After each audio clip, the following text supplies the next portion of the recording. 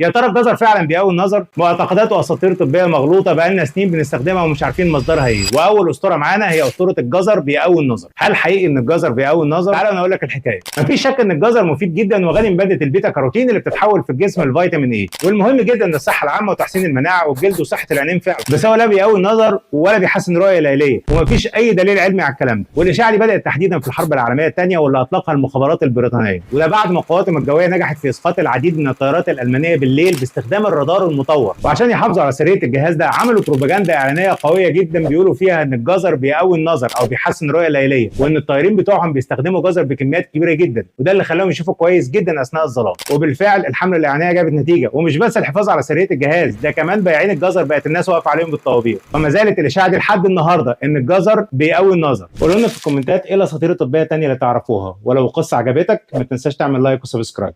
سلام.